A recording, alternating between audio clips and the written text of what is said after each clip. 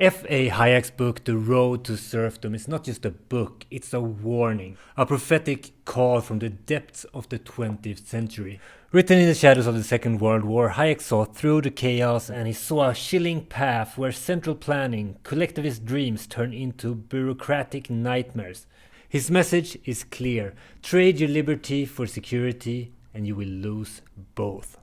Hi and welcome to the Booklab. Today we're going to take a closer look at Hayek's classic book, The Road to Serfdom. Hayek doesn't tiptoe around his argument, he shakes you awake, declaring that good intentions can still lead to terrible outcomes. Every government decree, every 5-year plan, he warns, is a step towards despotism. And his examples are not just hypothetical.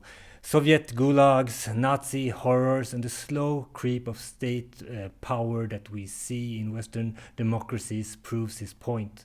Stop, look, and listen, Hayek urges, pleading the readers to see the fate of nations that embraced state control. Planners promise stability but create chaos. In Hayek's eyes, the rule of law, impartial, transparent, predictable, is the only barricade against the slide into servitude.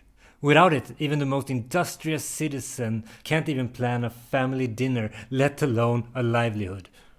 The liberal plan, that everyone should make their own plan for their life and their circumstances, is not really a plan according to the planners.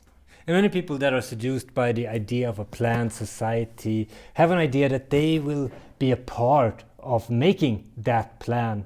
But soon enough that dream will shatter. Instead of being the architects, they become the obedient cogs in the wheel. And that's just how things go. One interesting takeaway from this book is the paradox of liberal society, and Hayek exposes the paradox of liberalism. And that is that the freedom that brings us our prosperity is eventually taken for granted. Its success blinds people to its source. Quote, "It might even be said that the success of liberalism became the cause of its decline," Hayek warns. The irony of this is painful. Freedom's own victories became its downfall. And I'm going to jump into some more bits and pieces of the book that I found interesting, just to give you a taste of what this book is about. And it also talks about privilege, for instance. Hayek argues that central planning is inherently totalitarian. Planners dismiss the idea of individuals making their own choices as chaotic. The so-called chaos of the free market is actually dismantles privilege. True competition offers fairness far better than any bureaucrat could. In an open market with fair rules, there is actually less privilege. But that's not true for all periods. Some periods in the past, land ownership was reserved to a certain class. Quote, "But to call private property as such, which all can acquire under the same rule, a privilege, because only some succeed in acquiring it, is depriving the word privilege of its meaning." End quote. Another devastating tactic of the planners that Hayek identifies is the perversion of language. Words are twisted until they lose meaning. Totalitarian regimes uses this to crush its opposition. Without clear language, debate becomes impossible. And Hayek warns that if you haven't experienced this firsthand, then it's hard to grasp how damaging this is. But there is hope. Decentralization is the answer. When power is spread out, no single person can dominate. Separating political power and financial power is the best way for us to safeguard our freedom. The Road to Serfdom is not just a book, it's a fierce wake-up call. Hayek offers no easy comforts, only a sobering truth. Freedom is fragile, and its greatest threats comes from promises of equality and security. Ignore his words at your own risk. His central question still stinks. How much freedom are we willing to give up until we realize it's all gone? The Road to Serfdom has been on my reading list for a long time, and it's not a dry academic treatise.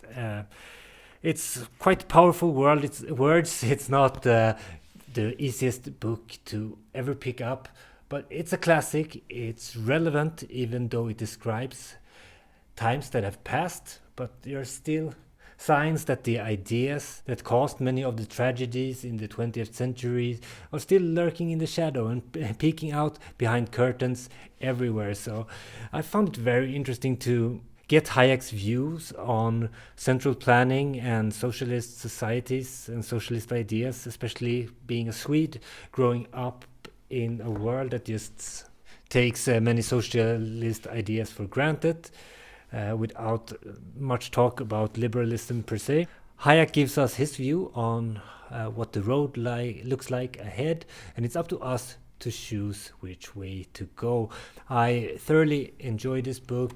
I won't say I was able to grasp everything because it's quite dense, but his powerful tone and his quite bold and strong writing kept me going all the way through. I listened to it on audio, which was kind of a good way to enjoy a book like this.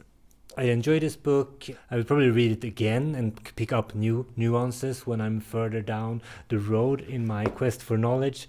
But for now, Hayek, The Road to Serfdom, a classic that I actually recommend everyone to read.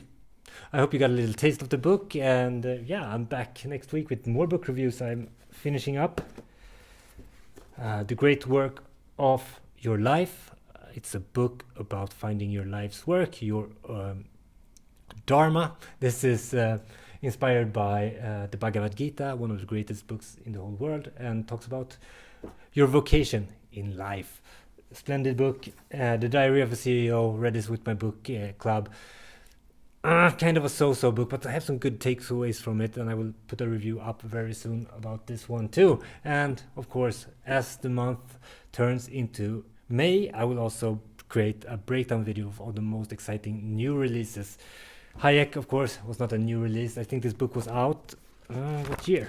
First published in 1944, so it's definitely not a new book, but we do cover new books on this channel as well, with the focus on learning about human nature, understanding reality, and being prepared for the future that is coming. So non-fiction stuff it is.